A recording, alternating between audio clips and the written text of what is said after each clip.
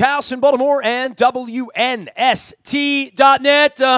We talk a lot of baseball, a lot of football around here, but I love talking the business of sports, especially when I bring people on who are smarter than me. This guy is one of those people, one of the many who are. He is the Georgetown professor and longtime Major League Baseball executive with the Orioles in building Oriole Park at Camden Yards almost a quarter of a century ago, as well as with the Texas Rangers, now doing it down at Georgetown, and our educational professor of all things business and the economics of sports. We welcome the great Marty Conway back on. You can follow him on Twitter at Marty Conway. He is also on LinkedIn and quite dangerous on LinkedIn in long form as he has resurrected his reoccurring, sometimes on, sometimes off blog out on LinkedIn this week with some very succinct thoughts of the winners and losers of the Miami Marlins and Jeffrey Loria, who, by the way, finished second in the bidding to Peter Giangelos. Jeffrey Loria would have been the guy who owned the Orioles if Peter didn't win, being the Orioles. And we welcome Marty back on. And boy, you sunk your teeth right on into a real sale of a real Major League Baseball franchise in 2017 and who the real winners are. And this just in, Marty, it's never the fans, right? Yeah, no. The ownership in sports, baseball and NFL in particular, and now the NBA, it's a very small club. They get to control who's in the club, everything from the gender and color and ethnicity, everything else in the club. So it's a small subset of people who see outsized returns, and the Marlins is just another way to measure it. Every year or two, whatever it is, when a sale occurs, we get to measure how much that's happened and who has gained and then who has not. And that's what my blog this time was about, is essentially the reality of working in professional sports and what that means for somebody's short and long-term career. Well, I mean, I go back to you in the 80s and me writing about the Peter Principles, and, I'm 12 chapters into this thing right now. And really, the fans have not won here at all. Really, the city has not won here as much as it could have won here, or as it did back in the 90s when 3.6 million people were pouring into downtown, and the Orioles were this incredible regional franchise. I mean, it feels like in bringing the Nationals to D.C., Angelos has sucked every potential haypenny out of that already. But the real sucking of this happens when he leaves this earth and his children and his heirs wind up cashing whatever check this is down the line. And for all that you went through and Larry Lucchino went through and EBW and William Donald Schaefer and getting the stadium built and getting the money appropriated and the citizens like myself and contributing to lotteries and all the other things that happened, in the end, that stadium, when the team is sold, really becomes one giant check into the abyss for the owner of the team. I mean, Loria has done nothing more than squat and wreck a franchise in South Florida that wasn't very good to begin with, get a stadium built on the public's dime, and now decides to cash out at over $1 billion. It's very, very obvious to see who the winners and the losers in the South Florida, and I know there was always a question as to where that stadium was going to get built, if it was going to get built, how it was going to get built, but it didn't take him long to cash out, did it? No.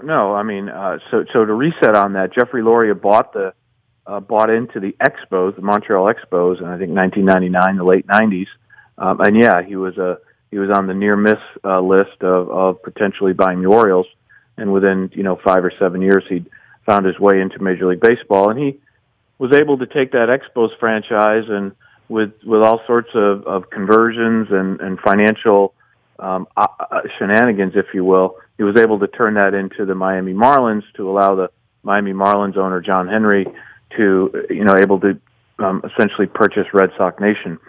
And Loria bought the team for around $150 million, not all of that his money. He took a $30 or $40 million loan from Major League Baseball because they really needed somebody to buy the team at that point. And then they won the World Series in 2003 and then have not made the playoffs since then. So one playoff appearance in that 15 years. And just, if you say, well, this is an incredible increase, in value from 150 odd million to maybe 1.2 million is what the reported sale price is. The average Major League team has increased about 500% since then. So no one loses in professional sports, in Major League Baseball and the NFL, and that's largely because just about every economic and competitive force that other businesses would face, you don't face that in professional sports. Those are controlled or muted by collective bargaining or by revenue sharing or by limiting competitors, franchises, lack of expansion, and frankly, lack of competitors. Major League Baseball, the NFL haven't faced competitive leagues in a long time, and the NBA really hasn't in a period of time as well. So if you can get one, not only are you going to gain, but your direct descendants and their direct descendants and even their direct descendants at this point are going to gain from the financial windfall. Well, and baseball is so shrouded in secrecy, right, Marty? So in the NFL, and I'm going to have Andrew Brandt on at some point this week or next week, and of course he ran the Packers for a long period of time and was privy to their numbers. But more than that, the NFL, because of the Packers being publicly owned, the numbers are there for that franchise. And this kind of happened quietly, right? This happened about 3-4 weeks ago. The stories all hit on July 12th that the Packers received $244 million just from the national TV deal. And when you consider where the revenue cap is at 177, they have $70 million in their coffers before they sell a ticket, before they sell a hat, a T-shirt, popcorn, parking, club level, pink clubs, all the other stuff that goes in. Football is so incredibly profitable just based on the TV deal, and that's really where baseball is. And it's kind of a quiet thing, right? Like, you look at the Oakland A's over the weekend, Marty, and you see the stands are empty out there, and you think, poor, pitiful, the legend of Charlie Finley, and they can't catch a break, and they can't make a buck, and their stadium's awful, and all that. And all of that's true, except that the A's are making plenty of money.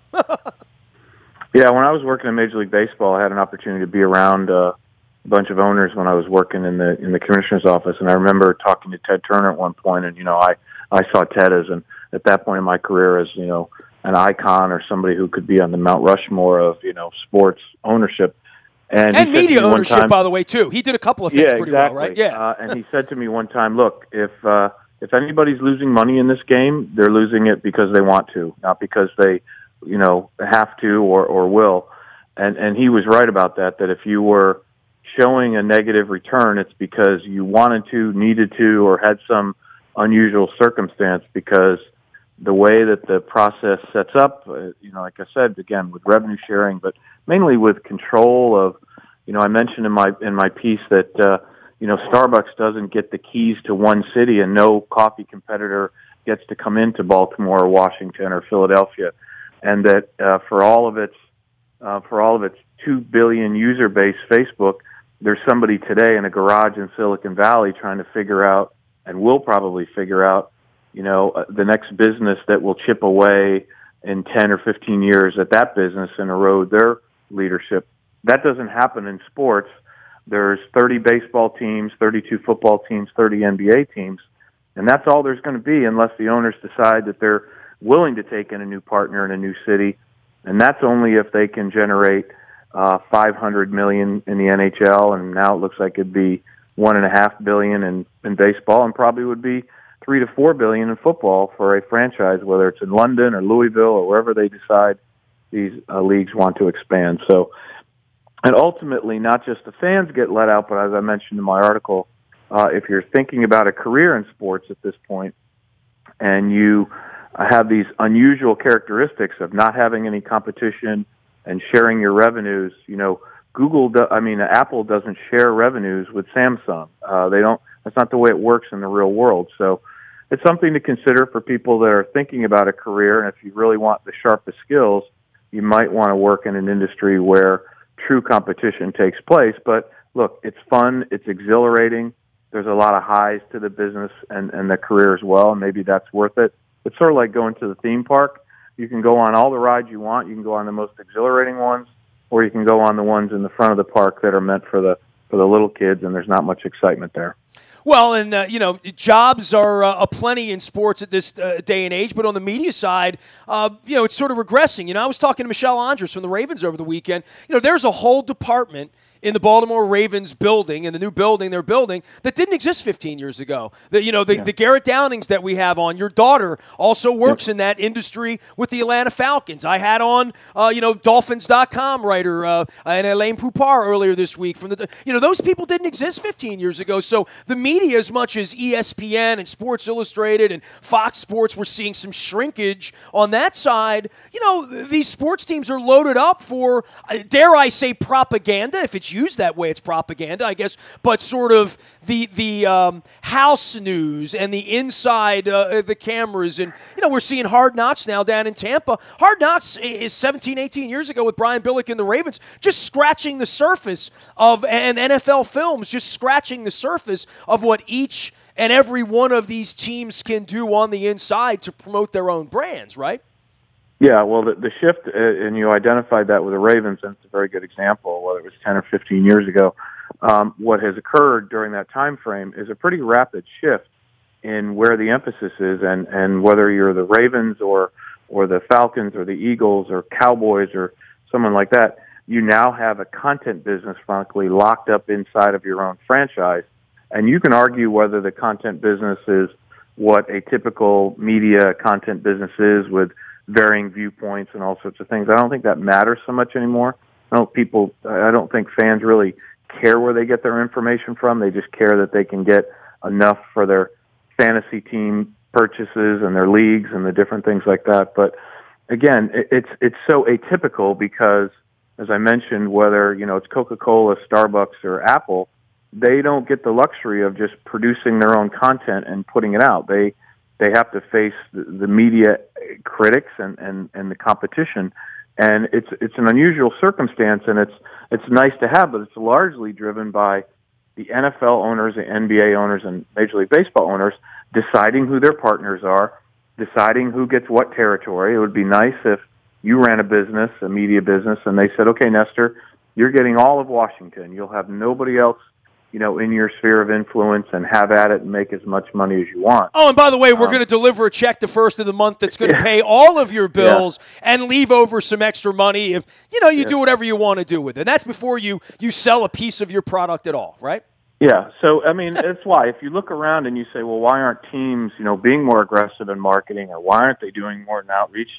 There are some places where it's a true disincentive. It seems to be just something that they don't feel compelled to do. There's enough revenue coming in the door from other opportunities that have way less risk.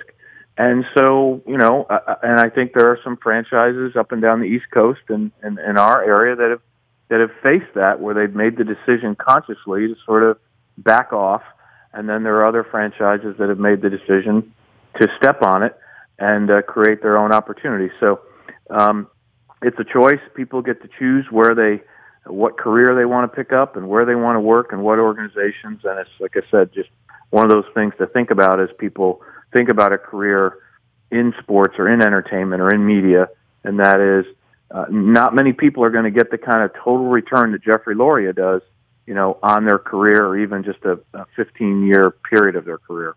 Longtime sports and marketing executive Marty Conway is our dear friend and our inside professor here down at Georgetown University, and joins us from time to time to throw around the business of sports. And, part of the business of sports is winning, right? And the Orioles are sort of clinging to that here in the late summer. And the Nationals, the only thing that matters for the Nationals, who starts game 1 in October. They've got the thing all but sewn up, as do the Astros, as do the Dodgers. But, boy, the Bryce Harper base wetness, now we get into work conditions. And isn't that what chin music is? Is like, what kind of working conditions are you going to have for the people around here? But slipping on a base, and we've heard so much about playing in the rain and rain delays. Certainly the Nationals, even more so than the Orioles, who've always played hokey pokey with, are you coming to the ballpark tonight? Did you buy hot dogs and beer? And can we send you home at 9 o'clock on a rainy night? The Nationals have been through all that this year, but lo and behold, their $300 million baseball player, at least he will be in the future, and their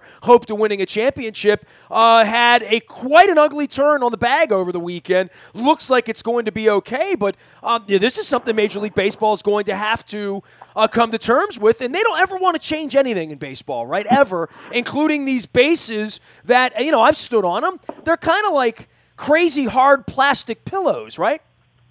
Yeah, they have sort of an acrylic cover, and I'm not even sure what's inside them anymore. Gone are the days of the straw and the other things that, you and I might have played with, or Ty Cobb or Pete Rose or anybody else or Ricky Henderson might have slid into. And I thought this for some time because, if you go out and look at how baseball is played now locally, young kids, softball leagues, et cetera, there's such a premium on safety that, if you play Little League baseball, there's actually two first bases. There's one for the kid running down the line, and then there's one attached to it for the kid that's playing first base to tag his foot on.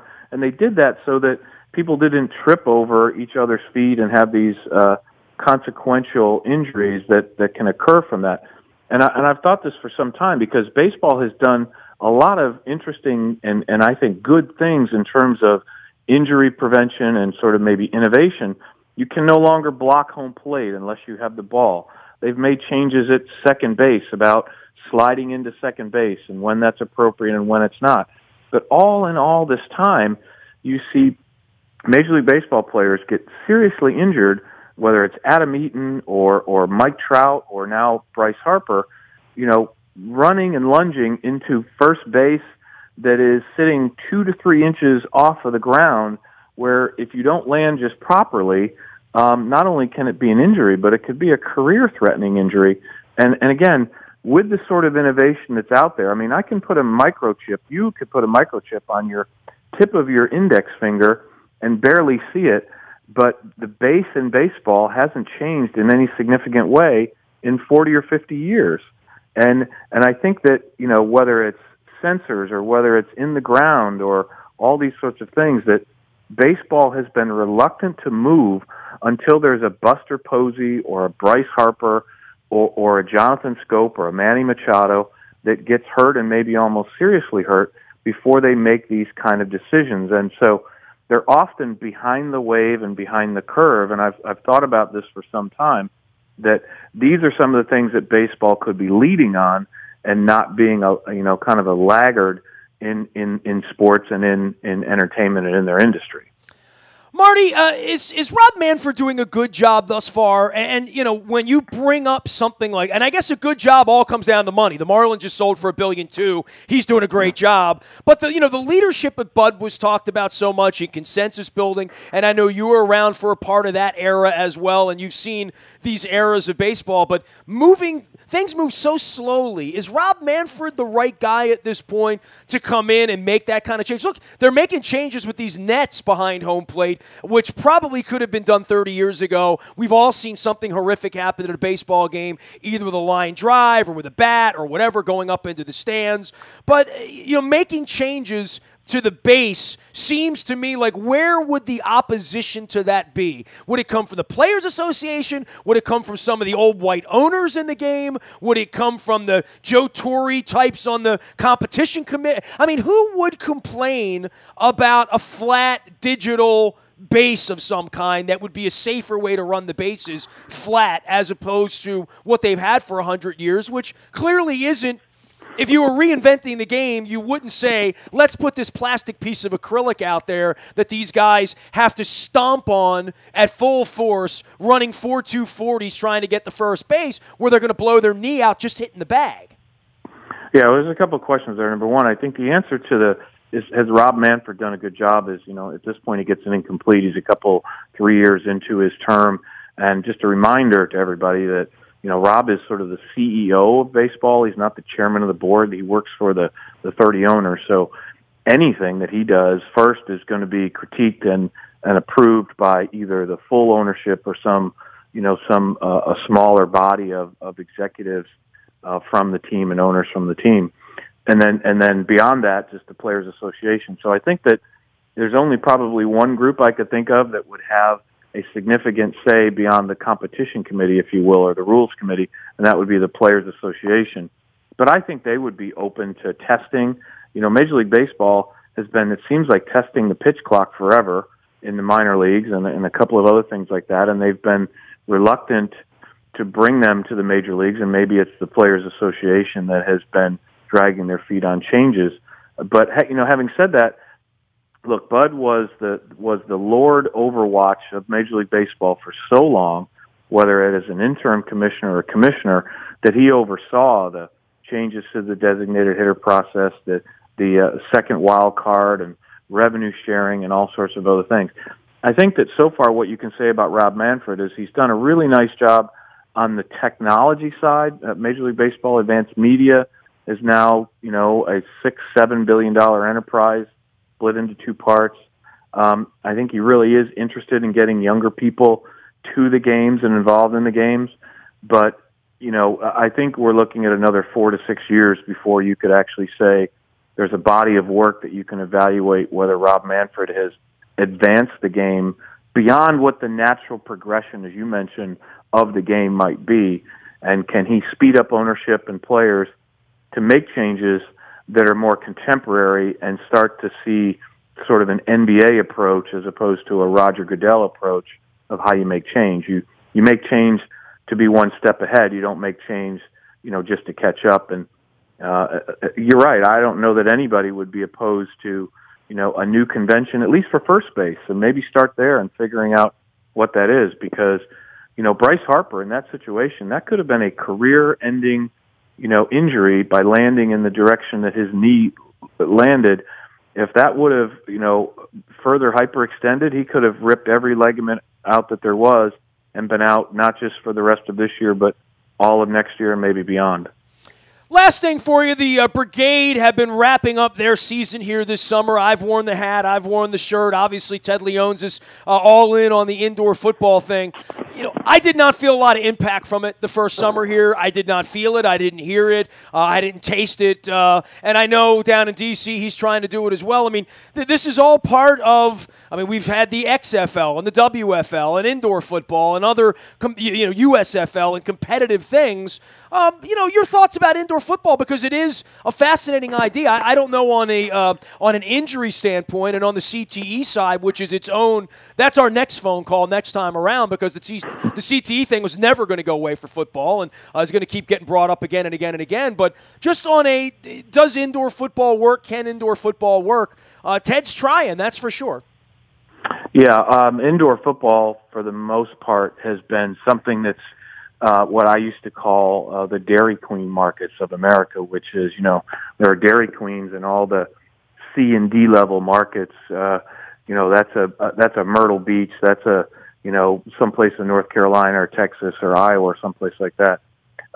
That's where indoor football has had the most success. And I mean, selling 5, 6, 7, or 8,000 tickets. The Arena Football League is just a shell of itself now with just 5 teams and, 4 of them making the playoffs. So if you talk about, leagues and playoff structure. To answer your question, I just don't think that there was much in any way of impact.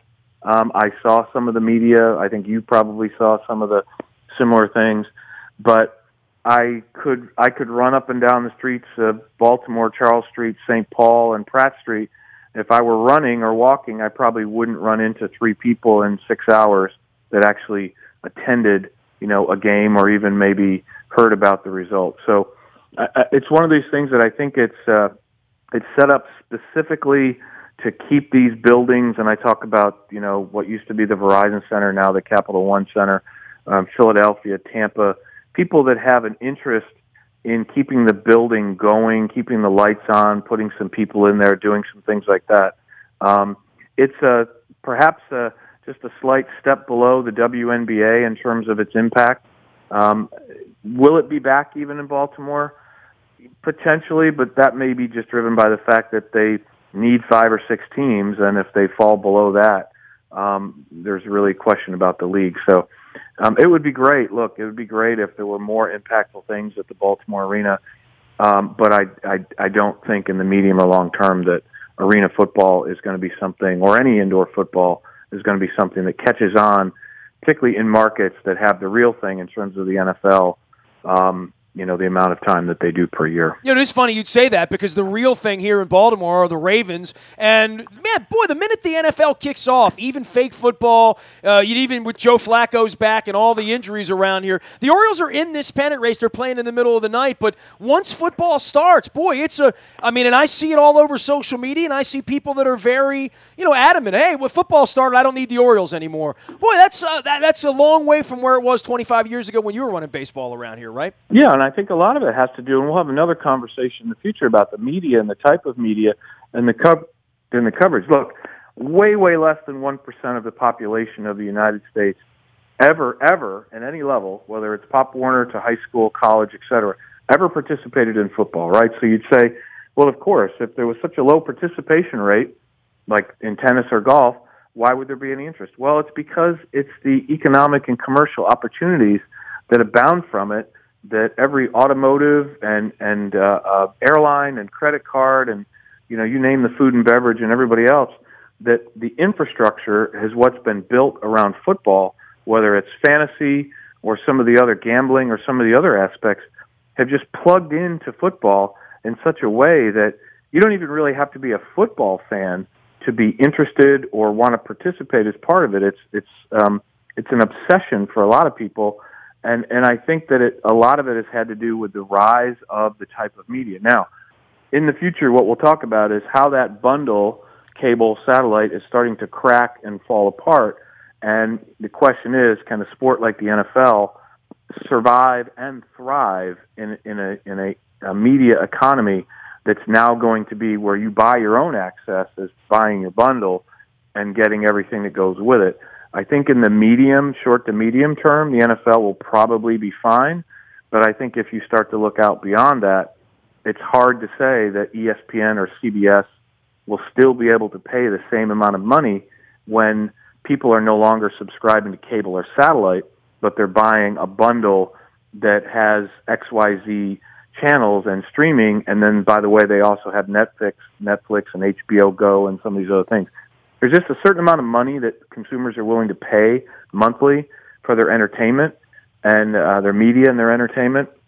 And we're going to see that starting next year and the year after. And I think it's just going to be one of these fascinating things to watch and see how franchises in the NFL impact the media and the other commercial entities around them. I took my wife to the dog practice on Saturday with the Ravens out there, and we went out and saw the new scoreboards, and I had been in there 2 weeks ago, and, I've been to Jerry's World, I've been to Vegas, I've seen these giant screens. Even when I was in China, I saw them in lots of places, and, how the pixelization and how incredible the HD quality and all that stuff is. And I said to my wife, yeah, who would stay home and watch the game when you can pay and come out here and watch the game on TV here, Right. Well, that's the issue. I think that, we're always NFL owners and NBA and MLB owners.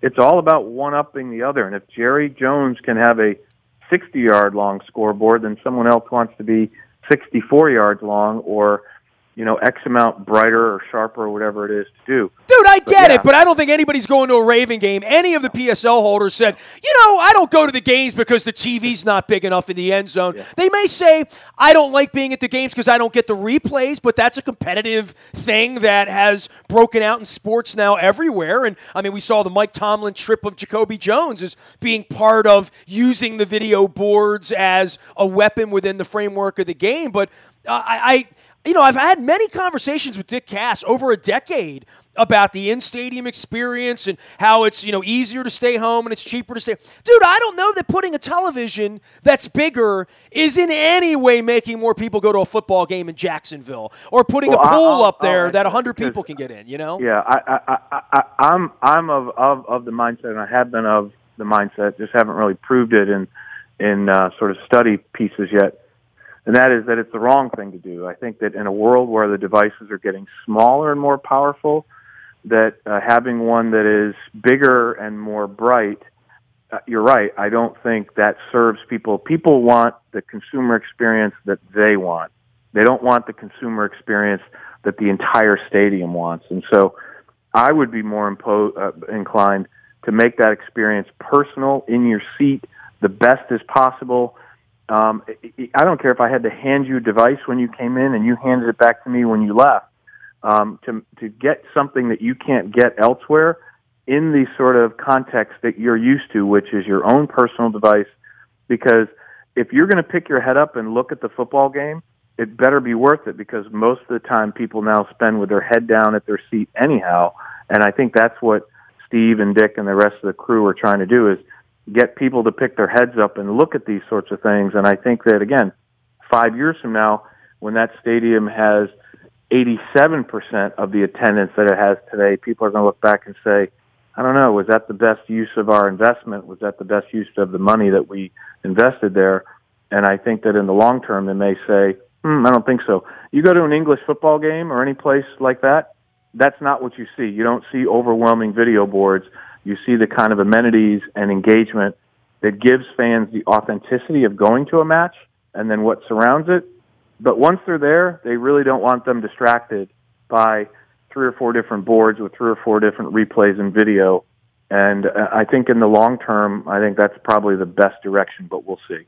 Marty Conway is the good professor at Georgetown University. You can follow his journey out on Twitter at Marty Conway, as well as at LinkedIn, where he wrote about the Miami Marlins and the reality of a career in professional sports. Marty, it's always a pleasure to visit with you on the air, off the air. I owe you some Little Italy lunch here at some point in the fall, all right? Awesome. Well, it's good to be with you. Have a great show. Look forward to catching up again. Pennant race baseball down where Marty is in D.C. Here in Baltimore, we're still figuring it out as the Orioles get back from the West Coast. I am Nestor. You can find me out in the buyatoyota.com audio vault. That's there 24 hours a day from anywhere in the world to listen to anything that we do here. Download the TuneIn Radio app. We do come in crystal clear. The morning newspaper ships to your email inbox each and every morning at 7 a.m. It's all powered up by Planet Fitness and PlanetFitness.com, where it's still $10 a month to get in the best shape of your life. Guaranteed. Don't forget, we're guaranteed to throw a hell of a party in London. If you're going to Wembley on Saturday, September 23rd, we got a big party in the Docklands area. We're going to take the Emirates cable car over the Thames, little purple sky takeover of London. That's what we're calling it. You can email me, nasty@WNST.net, to learn more. It will also be on our social media channels, Facebook, Twitter, LinkedIn, Snapchat, Instagram, and, of course, streaming live on our Facebook as well as our YouTube WNSTV channel. Any breaking news, and usually it's bad news, but it does come first, and it's incredibly reliable. We don't do fake news around here. The WNST Tech Service, sponsored by Coons Ford of Security Boulevard. And, of course, Dennis Kolatzis will be here on Thursday, driving you home from 3 until 5, getting you ready for fake football with backup quarterbacks in Miami. Well, Jay Cutler won't be a backup quarterback. We'll watch him play. I am Nestor. We are WNST.net, AM 1570, and WNST Towson, Baltimore, and we never stop talking Baltimore sports.